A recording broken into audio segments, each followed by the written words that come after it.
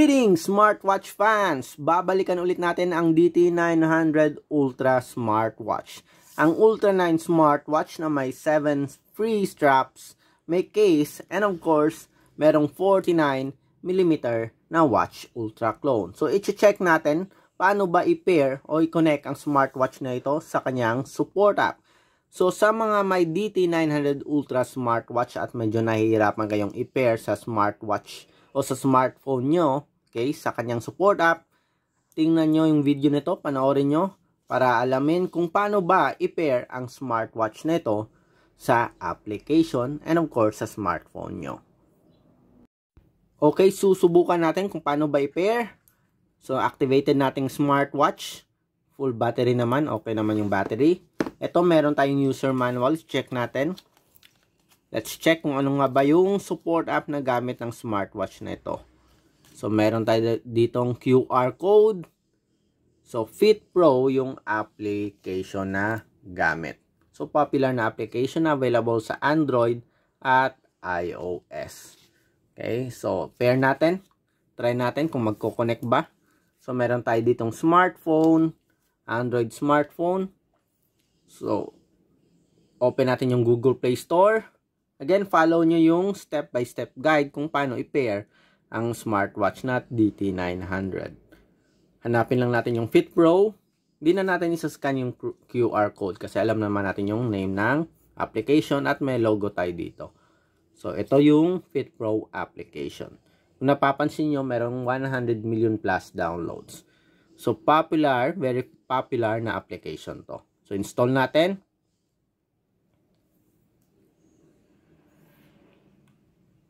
Okay, wait lang natin na mag-install o mag-download at automatically mag-i-install siya sa smartphone natin. So, hintayin lang natin. Pagkatapos nyan, iseset na natin yung smartwatch natin. Okay, tapos na mag-download at na-install na rin. So, itatry natin i-open yung application at titingnan natin kung mape-pair natin yung smartwatch natin na DT900 sa Fit Pro application. So, open nyo lang yung app. So, dito meron tayong user protocol, privacy protocol. So, agree lang natin.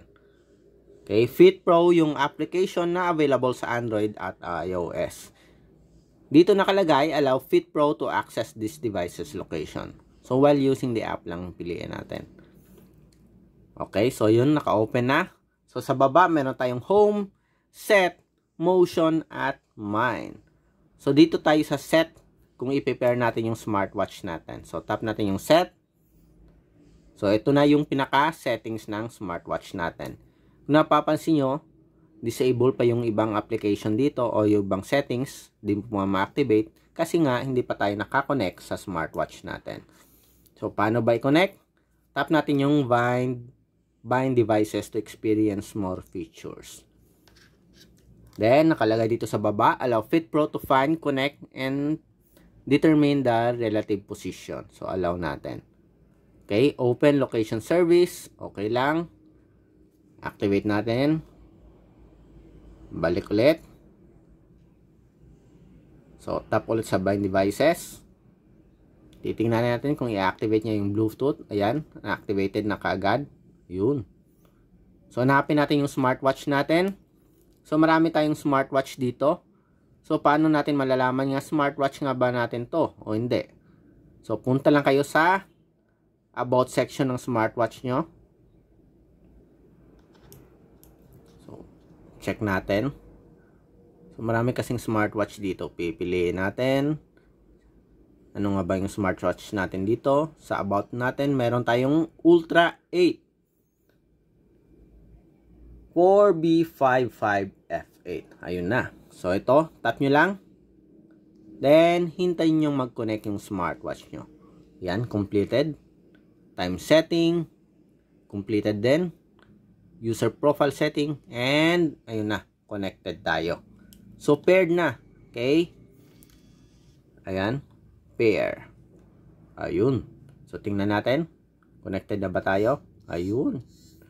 So, connected na tayo successfully sa support app natin. So, i-activate na natin yung basic settings dito. So, message push para makatanggap tayo ng notifications. Okay? Whether it's app or SMS. So, activate natin. Ayun. Agree. So, meron tayong permission dito. Allow FitPro to send and view SMS. So, allow natin kung gusto natin makareceive ng messages. Set successfully. Kung gusto mo naman na makareceive ng call reminder, activate mo rin. Agree. Tapos, i-allow natin para sa Bluetooth call to. Yan. Make and manage phone calls. Ayun. Para naman makareceive ng messages, activate mo lang yung iba't ibang app dito. Yun. Allow. Hanapin mo yung FitPro. Allow natin. Allow ulit. Then go back. Yun. May notification permission na. Go back. Okay. So, everything parang okay naman. Tingnan natin dito sa other. May iba pa bang isa-set? Wala na. Background setting, motion, shutter, raise to wake. Activate natin para pag-check natin ng time. Mag-activate ka agad.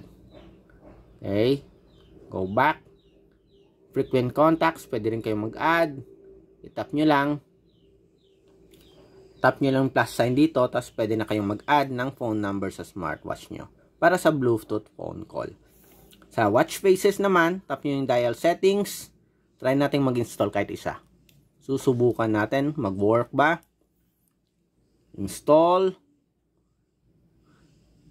Hintayin lang natin. And yun na. Mag-automatic download mode yung smartwatch natin. So, check natin. So, medyo mabilis lang to. Depende sa internet connectivity nyo. Okay, almost finish na natin. Tingnan lang natin. Wait natin hanggang 100%.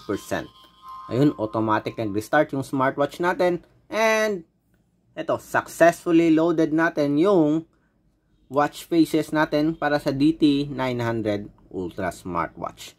Again, yung gamit natin ay yung FitPro na applications. So, kung may mga tanong kayo about sa smartwatch nyo na DT900 Ultra at paano ba i-connect, i-pair ang smartwatch nyo sa support app, mag-comment lamang sa baba. Again, ito ang DT900 Ultra at kinonect natin sa FitPro na application. Bye!